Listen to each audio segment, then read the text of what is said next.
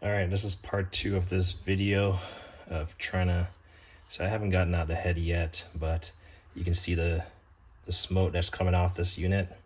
It's the grease. Basically, I use my Venom. See if I can show you. I can take it over there. I was trying to use my carbide bit extractors to drill it out, but I was able to put some heat on this unit. So basically all it did, well, I had it clamped.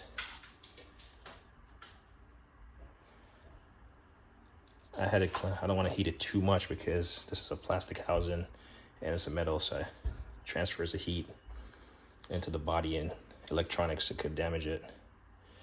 But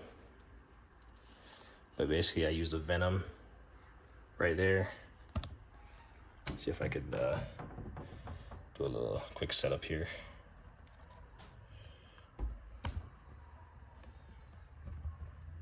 Sorry, I don't have the best light over here, but I had it clamped. I'm gonna do this for demo purposes. I had it clamped in the vise upside down, so I was basically heating from the bottom, hoping that thing would get hot enough and it would fall out. So basically I just used the Venom, put it over it, and I was like heating it. And it did burn off some stuff. So I'm gonna bring it back over there. Like I said, I don't wanna, it got really red hot, so I'm trying to cool it down.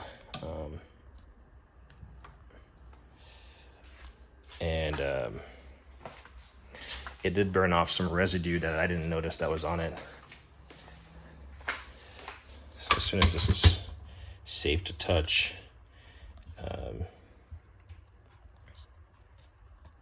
sorry, this tripod, all kind of wonky.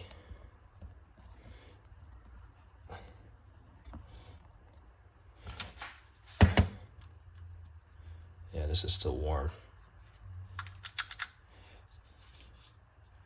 The biggest thing is the transfer of heat through this metal body into the body of it, destroying like electronics or stuff. So I don't want to do that. I still have to take out the pin and figure out where this thing goes, but it looks like the hex is not damaged. That was my biggest concern initially. You can see that the hex, I don't want to touch it. That's the thing, because it's still hot. Here, we can get a pliers. Just a random set of pliers here. You can see where the hex is still good. So maybe I can get that out somehow.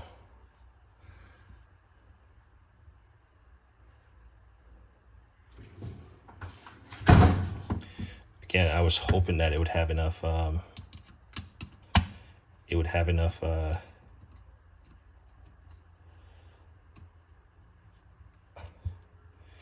see if this would be if this thing gets it out, it would be the first. Yeah, it's still hot. Pretty sure that just burned the heck out of me. I'm pretty sure if this thing was this thing was to grab it, it would be the first time this thing would have ever gotten used. I'm trying to think, what do I have that I can wedge in there and kind of pull on it? It'd have to be something really thin. Griffin strap.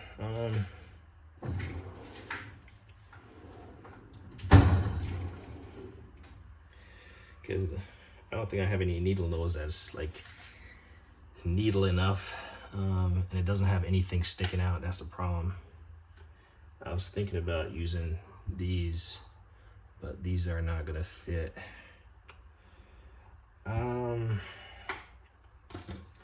This is where it's kind of fun having multiple tools.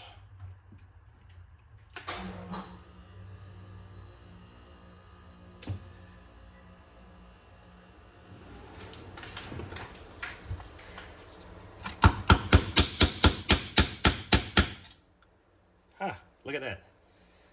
Knocket is starting to come out.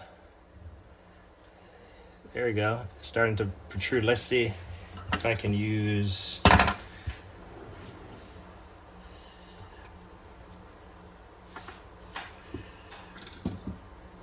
Let's see if we can use these extractors here.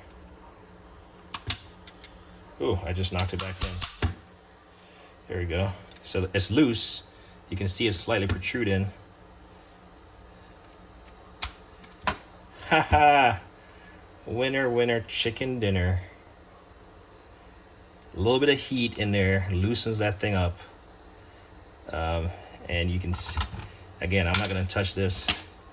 You can see, clearly you can see it. And like I said, the only thing I did was I showed you the venom. I had it facing like this, and I applied the venom heat from the bottom with the mindset that if I could like free it up a little bit using the heat to loosen it up, it would have just fallen out. And I just got concerned about the body. I mean, it's still pretty much hot, so hopefully I haven't destroyed any electronic components in here.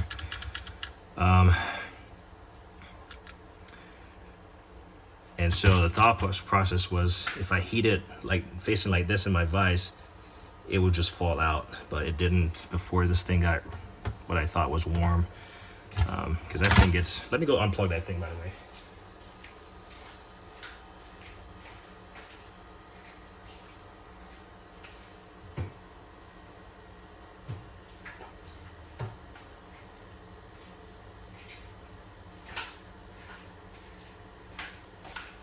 So yeah, this is a shameless plug for this thing here. Again, tools come in handy. Having the right tools, and sometimes not even the right tools, just the ability to have a couple tools that work. So this Venom HD, I have the mini ductor one, but I also have this one. And I just put that one in there. A little bit warm, but not crazy. This one kind of locks. And so you have these things and you can heat up stuff. You just slide them in here. This one I like because it's just a lock-in collar. It just has the lock here. So if we put it on lock, these come in different sizes and you can shape them if you want. These are pre-made, and then you just lock it in, and it uses a standard 120 outlet. I'm not sure what the amperage on this is. Yeah, but I think this is the one made by, there's the model and a serial number, but whatever. But yeah, I actually bought this used, so it came in handy. I was trying to use my my Kencut left-hand carbide bit extractors. So my initial plan was trying to drill it out, but that seemed like it was going to be futile. So maybe in the drill press. But I feel like I am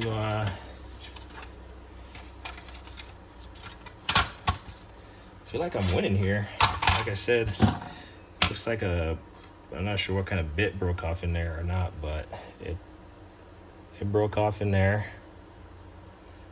And is it hot? Let's see.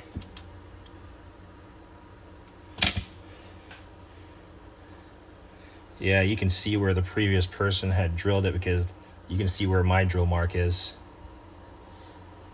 Sorry, I can't really focus this. See if I can get it to focus a little bit. Anyway, you can see where that person drilled it. It's not even focusing.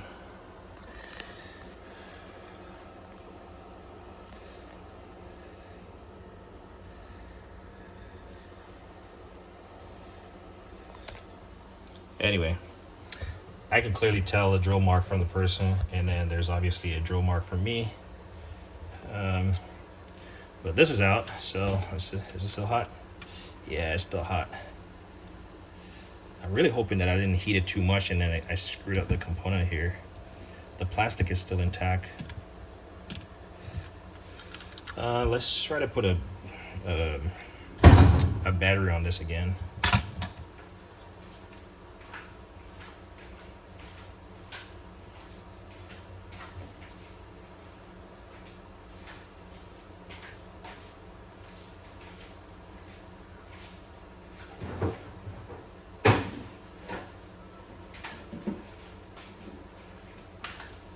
Also, if you're wondering, since I mentioned it, this does come in a case, Venom mini ductor. And like I said, so this is a straight coil and you can coil them up. So I think I might have coiled this one or it came like that, but you can buy, I mean, here's a slew of stuff that you can do. So this is a pretty neat tool for that purpose. And clearly it just came in handy. So I'm pretty sure nothing is wrong with this unit, with the exception of that a bit broken there, which is unfortunate, right? And while I'm at it, let's see if I can put a bit in there.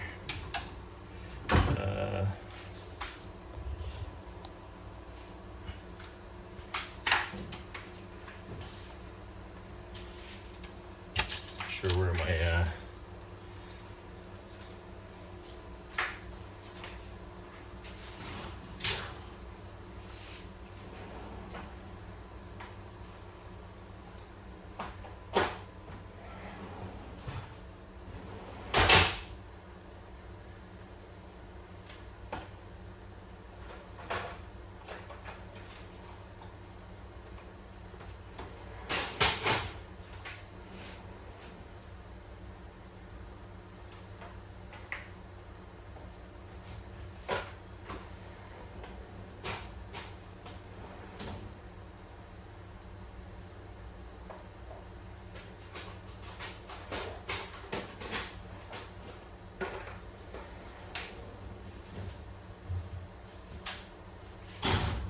Alright, sorry about that. Just took a while to mess with that stuff. So I'm just gonna put this in there just because I can reach for it and grab it versus just putting one of these in there. I don't want it to get stuck while it's hot. So we'll put this hex shank in there. It should be the same thing. There we go. It's a little bit loose. I wonder if it had some kind of residue in there to keep it like tight, and now this, I burned it off or something and now it's loose.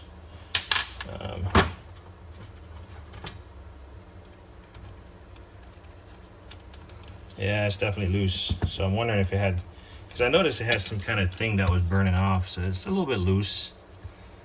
So I'm not too certain what's going on because it fits pretty loose. Anyway, let's put a battery on this. Yeah, you can see I can't even like, I might have to get a replacement head for this if it actually works. Yeah, you can see.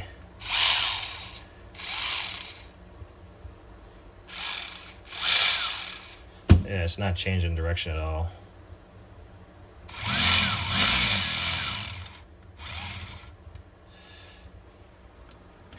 So one problem down and we've gotten two more. Even this thing is inducting the heat. Or conducting the heat. Inducting, is that a word? Inductor, maybe that was what was on my mind. Conducting the heat, because this is getting warm. So maybe I'll have to buy a head for this, but at least I want to know that it works like directionally. But I want to say it looks like it works. It looks like it works. Obviously, with that grease that burnt off, I'm gonna re-grease it if it works. Actually, I think that's what that is. A grease nipple right there. I think I've heard that about Snap-on tools. They have that little grease fit in right there, which that gives me a reason to buy that pack of grease things that you attach to your grease gun, because I don't have one of those. So that's a reason to buy a tool, because clearly you don't have to take all this stuff off to grease it. Anyway, see, I got all these tools out. If I was supposed to show you what I use, I was initially trying to use my new Snap-on, new to me, Snap-on pry bar to work it. I tried the little Mayhew. This is what I mentioned in my tool haul video. So this is the smallest one I have, which just by comparison, I would say the Snap-on is smaller just based on the handle, but the shanks are about the same size. The Mayhew tip is a little bit larger right there. Try to use a brass punch to get that thing out. Grab the pliers here, grab the punch. Never used these extractors, but it came in handy. I wouldn't say this actually did it. I think any old pliers would have grabbed it, but I figured it was perfect time to try that out. I was trying to use this to wedge earlier. I tried to use this to drive the pin. I was trying to use this to protect my stainless steel, so not for the intended purpose, right? But this is the closest hammer that I could find. Car is blocking the door right there. I was trying to use the Milwaukee drill, the mini ductor, left-hand drill bits, whatever, Tecton.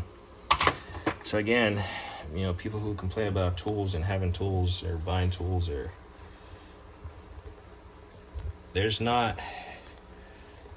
tools are just tools. They're meant to be used and improvised.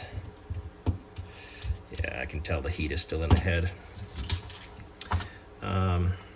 Used and improvised to get the job done. And I will say that sometimes having too many tools is actually a hindrance to getting a job done, because you spend your will trying to figure which one you think you want to try out. So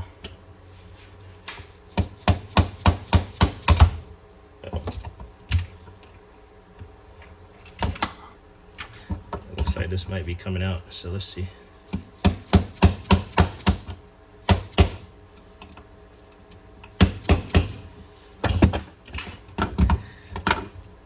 Yeah, again, I would do this in the vise, but because I'm trying to make a video here and over where the vise is at, I have a couple stuff in the way.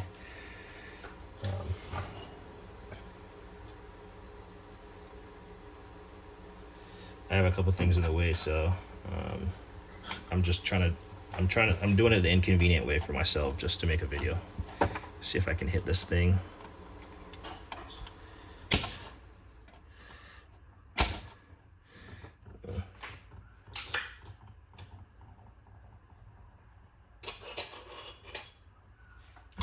This is the smallest one.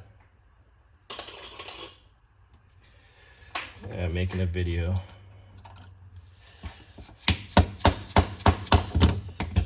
See, I'm like really scratching up my my top.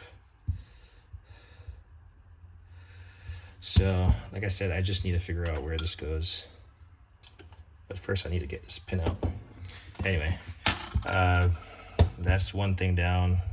Like I said, I thought this was going to be the, you know, the end all be all, but somehow functionally I got to get this to spin. Ah. Oh wow, check this out. I just found out something just by accidentally messing around. So clearly I need this in there to make it super tight, because what's happening right now is that the pin is partially out on this side, but it's wedged up against this side. And in so doing, it's kind of pushing down on this side, making it tighter. And now it's rotating. It's actually rotating. And the head is not moving. Let's see, right?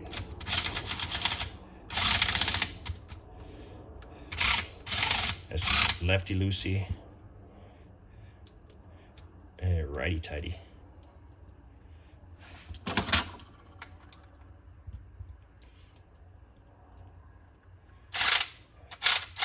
See?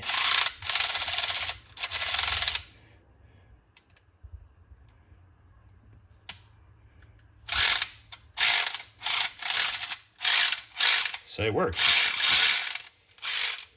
Ooh. Yeah, I can't be doing that. I gotta get the pin out. The pin is shaving down on here. It's rotating, I'm touching on this and shaving it down. All right, well, I'm gonna conclude this video. I'm gonna figure out how to get this in there, and then I'll tell you my success story for $80. As I always say, like and editing.